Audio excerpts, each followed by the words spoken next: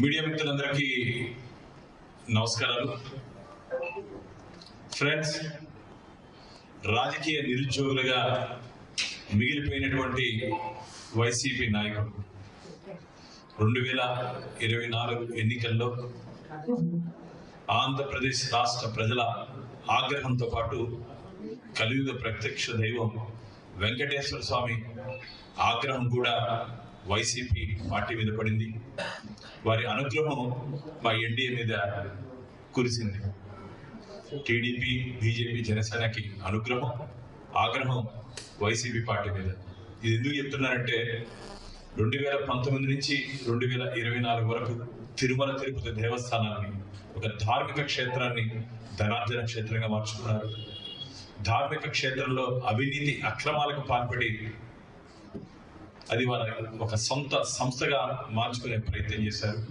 అందులో భాగంగా భారతీయ జనతా పార్టీ ఆదేశాల మేరకు నేను అత్యున్నత న్యాయస్థానం హైకోర్టుకి వెళితే గత ప్రభుత్వం, వైసీపీ ప్రభుత్వం, జగన్మోహన్ రెడ్డి ప్రభుత్వం తీసుకుంటే నిర్ణయాల మీద అన్ని తీర్పులు తిరుమల తిరుపతి దేవస్థానాలకి, ధర్మానికి అనుకూలంగా రావడం ఆ ప్రభుత్వం చేసినటువంటి హిందూ వ్యతిరేక విధానం, జగన్మోహన్ రెడ్డి గారు చేసినటువంటి హిందూ వ్యతిరేక విధానాలు ఉద్దేశపూర్వకంగా టార్గెట్ తిరుమలతో ఈరోజు వైసీపీ నాయకులు పనిచేస్తున్నారు. ఎందుకంటే ఆంధ్రప్రదేశ్ రాష్ట్ర ప్రజలు ఓటనే ఆయుధంతో వైనాట్ 175 అయినటువంటి జగన్మోహన్ రెడ్డిని, వారి పార్టీని ఫ్యాన్ రెక్కలించేసి కేవలం 11 స్థానానికి పరిమితం చేశారు. రాజకీయంగా మమ్మల్ని ఎదుర్కొనే ధైర్యము, దమ్ము, మళ్ళీ చెప్తున్నాను, రాజకీయంగా మమ్మల్ని ఎదుర్కొనే దమ్ము, ధైర్యం లేకుండా భగవంతుని అడ్డం పెట్టుకొని అబద్ధపు అసత్య ప్రచారాలతో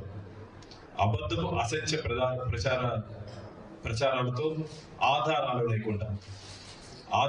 లేకుండా అబద్ధపు అసత్య ప్రచారాలతో వారు ఈరోజు టీటీడీ ముఖ్యంగా, అందుకనే చెప్పాను, టార్గెట్ తిరుమలతో వైసీపీ పనిచేస్తాం. గోశాల నుంచి గోవిందుడి వరకు నిత్యం ప్రతి నెల మాజీ టీటీడీ చైర్మన్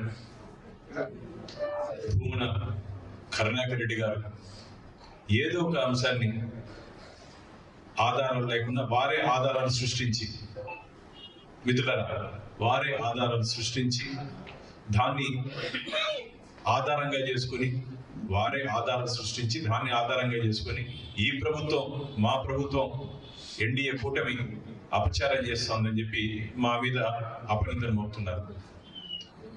అంతేకాకుండా ఎంతో మంది, కోట్లాది మంది భక్తులకి ఆరాధ్య దైవమైనటువంటి వెంకటేశ్వర స్వామి పరకామణిలో దొంగతనం జరిగితే చెట్టు కింద పంచాయతీ చేసి, నిందితుడితో చెట్టు కింద పంచాయతీ చేసి వాళ్ళు ఏదో ఘనకార్యం చేశారని చెప్పి చెప్పుకున్నారు. ఈ మధ్య దొంగతనానికి కొత్త నిర్వచనం జగన్మోహన్ రెడ్డి ఇచ్చాడు. దొంగతనాల్లో కొలతలు ఉన్నాయి ఆయనకి. చిన్న దొంగతనం, పెద్ద దొంగతనం. బుద్ధి ఉందని మాట్లాడుతున్నారు ఈరోజు శ్రీవారి భక్తులు. బుద్ధి ఉందా అని చెప్పి మాట్లాడుతున్నారు. దొంగతనం లేదే ఆ కొలతలు. నీకు ఎప్పుడైనా సరే టీటీడీ ఆలయ ప్రతిష్టత కానీ, ఆలయంలో ఉన్నటువంటి పవిత్రత కానీ నీకు తెలుసా? ఇదే వెంకటేశ్వర దగ్గర జరిగింది కాబట్టి ఈ విధంగా నీ స్పందన ఉంది. మీ యేసు దగ్గర జరుగుంటే, వెంకటేశ్వర స్వామి దగ్గర జరిగింది కాబట్టి జగన్మోహన్ రెడ్డి స్పందన ఈ విధంగా ఉంది. అదే యేసు దగ్గర జరుగుంటే దొల్లి ఏడ్చుంటారు కదా మీరంతా. అంటే అంతా హిందువుల మనోభావాలంటే అంత దిగజారుడు వ్యవహారంగా మీరు భావిస్తున్నారా? ఖబర్దార్, జాగ్రత్త. గతంలో వెంకటేశ్వర స్వామితో పెట్టుకున్న వారి చరిత్ర వారికి తెలుసు. వైసీపీ నాయకులు ముఖ్యంగా మాడి మసైపోయారు. వెంకటేశ్వర స్వామితో పెట్టుకున్న వారి చరిత్ర మాడి మసైపోయారు. మళ్ళీ చెప్తున్నా, చట్ట పరిధిలో మేము ఈ అంశాలన్నింటినీ మేము పరిగణలోకి తీసుకున్నాం. కానీ దురదృష్టం, చట్టంలో ఉన్నటువంటి లోపాలని ఆసరాగా తీసుకొని వీరు విర్రవీగుతున్నారు. దేశద్రోహం చేస్తే ఏ విధంగా తప్పు స్వామి ద్రోహం కూడా అంతే తప్పు మిత్రులారా. దేశ ద్రోహానికి ఏ విధంగా పాల్పడితే తప్పు, స్వామి ద్రోహం కూడా. వెంకటేశ్వర స్వామి ఈ ప్రపంచాన్ని నడిపే దేవుడు, ఆయన నడిపించే దేవుడు. హిందువులకు ఆధ్యాత్మిక రాజధాని తిరుమల క్షేత్రం. ప్రజల కష్టాలు, ప్రజల ఇష్టాలు తెలుసుకొని చంద్రబాబు నాయుడు గారు, పవన్ కళ్యాణ్ గారు, మా రాష్ట్ర అధ్యక్షులు మాధవ్ గారు మేము ముందుకు పోతుంటే రాజకీయంగా మమ్మల్ని ఎక్కడ ఎదుర్కొనే ధైర్యం లేని మీరు స్వామిని అడ్డం పెట్టుకుంటారు. మద్యం బాటలు మిత్రులారా, పోలీస్ గెస్ట్ హౌస్ దగ్గర మద్యం బాటలు వీళ్ళే తీసుకుపోయి అక్కడ పెట్టి దాన్ని టిటిడి మీద, ధర్మకర్తల మండలి మీద, ప్రభుత్వం మీద నెట్టడం ఎంతవరకు సమంజసం? కరుణాకర్ రెడ్డి గారు మొత్తం ఆధారాలతో బయటపడ్డాయి. ఆధారాలతో సాక్షికి సంబంధించిన ఫోటోగ్రాఫరు, వైసీపీ నాయకులు కొందరు ఉద్దేశపూర్వకంగా ఆ రోజు ఆ కార్యక్రమం చేశారు. మేము ఆధారాలతో పాటు పోలీసులు దాన్ని నిరూపించారు. మీ ప్రభుత్వంలో మారిగా ఐపీసీ సెక్షన్ని వైసీపీ సెక్షన్గా మేము మార్చట్లేదు మిత్రులారా. మీ ప్రభుత్వంలో మారిగా ఐపీసీ సెక్షన్ని మేము వైసీపీ సెక్షన్గా మార్చట్లేదు. చట్ట పరిధిలో చట్టరీత్యా ఎవరెవరు తప్పు చేశారో వారందరినీ మేము శిక్షిస్తున్నాం.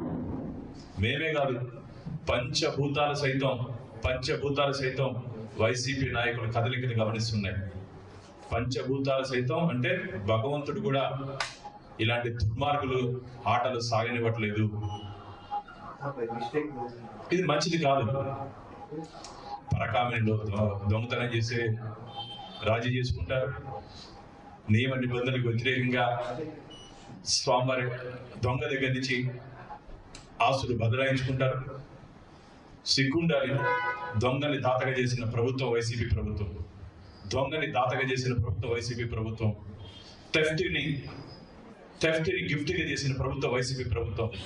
మీరు దేవాలయాల గురించి, దేవుడి గురించి మాట్లాడితే దెయ్యాలు వేదాలు వల్లించినట్టుంది. మీకు అసలు దేవుడి గురించి మాట్లాడే నైతిక హక్కు లేదని చెప్పి భారతీయ జనతా పార్టీ తీవ్రంగా వైసీపీ నాయకుల్ని, వైసీపీ పార్టీని హెచ్చరిస్తా ఉంది. నాకు వారిని చూసి ఒక ఉదాహరణ గుర్తొస్తుంది. నిల్చుకొని పైకి ఉమ్మితే ఏమవుతుంది? నిల్చుకొని పైకి ఉమ్మితే వాళ్ళ మీదే పడుతుంది. అదే పరిస్థితి ఈరోజు వైసీపీ నాయకులకు జరుగుతూ ఉంది. ఇది ఎందుకు నేను చెప్తున్నా అంటే, వరుస సంఘటనలు మీరు కానీ గమనించినట్టే గోశాల నుంచి మొదలైన వరుస సంఘటనలు, గోశాల, శనీశ్వర విగ్రహాన్ని వెంకటేశ్వర స్వామి విగ్రహంగా ఏదో అపవిత్రం చేస్తామని చెప్పి మేము కొండ మీద గంజాయి మాంసం దొరుకుతోందని చెప్పి, అలాగే బాటళ్ళు, ఇవన్నీ మంచిది కాదు. మీకు ధైర్యం ఉంటే పాలసీ విషయాల మీద చర్చకి రండి. ప్రజలు గెలిపించి మిమ్మల్ని అసెంబ్లీకి పోయాని పంపిస్తే నీకు ప్రతిపక్ష నాయకుడు హోదా ఏదని చెప్పాలి. ఇంట్లో కూర్చొని రా, అసెంబ్లీలో రా, మాట్లాడు. నువ్వు అడిగే ప్రతి ప్రశ్నకి మేము సమాధానం చెప్తాం. మీరు అడిగే ప్రతి ప్రశ్నకి మేము సమాధానం చెప్పేదానికి సిద్ధంగా ఉన్నాం.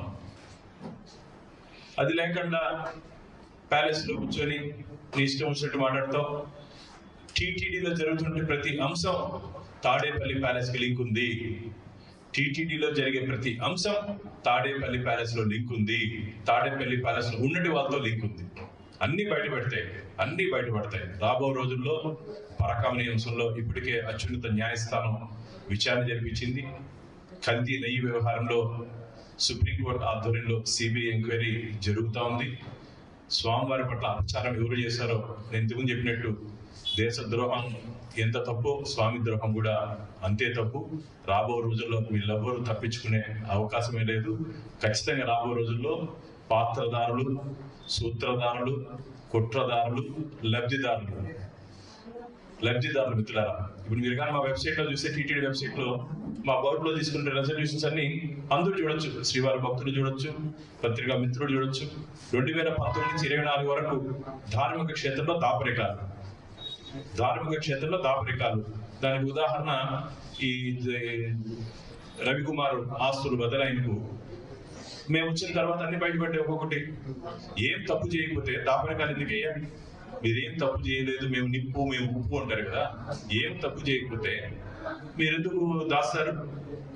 కాబట్టి తీవ్రంగా హెచ్చరిస్తున్న వైసీపీ నాయకుడిని, రాబో రోజుల్లో మీరు ఇలాగే కానీ వ్యవహరిస్తే, భగవంతుడి పట్ల దేవస్థానాల పట్ల మీ వ్యవహార శైలి ఇలాగే ఉంటే ప్రజలు మిమ్మల్ని తరిమే రోజు దగ్గరలోనే ఉంది.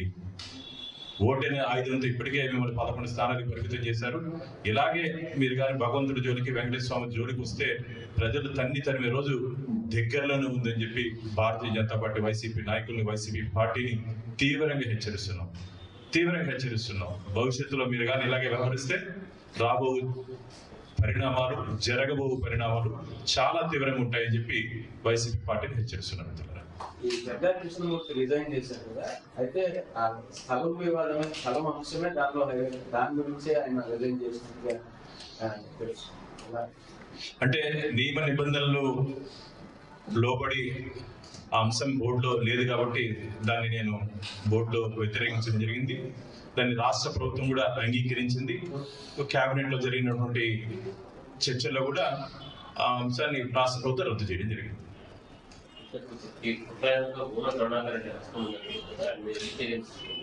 అదే చెప్తున్నాము, ఆధారాలతో వాళ్ళ మాదిరిగా మేము ఆధారాలు లేకుండా మీరు కానీ గమనించినట్లయితే 2019 నుంచి 24 వరకు ఇండియన్ పోలీస్ సర్వీస్ ని పొలిటికల్ సర్వీస్ గా మార్చుతున్నారు. మేము అలా కాకుండా పూర్తి ఆధారాలు స్వీకరిస్తున్నాం. అందులో భాగంగా ఎవరెవరు ఎక్కడ తప్పు చేస్తారో, ఏ విధంగా తప్పు చేస్తారో ఆధారాలతో పాటు ప్రజల ముందు, భక్తుల ముందు, కోర్టు ముందు పెట్టబోతున్నాం. తొందరలోనే వీళ్ళందరి జాతకం బయట పెడతాం. అందరూ ఏమన్నా ఎక్కడున్నాడో ఆడికి పోతారు. వాళ్ళ నాయకుడు ఎక్కడ ఉండేసి వచ్చాడో ఆడికి పంపించాడు, దగ్గరలో.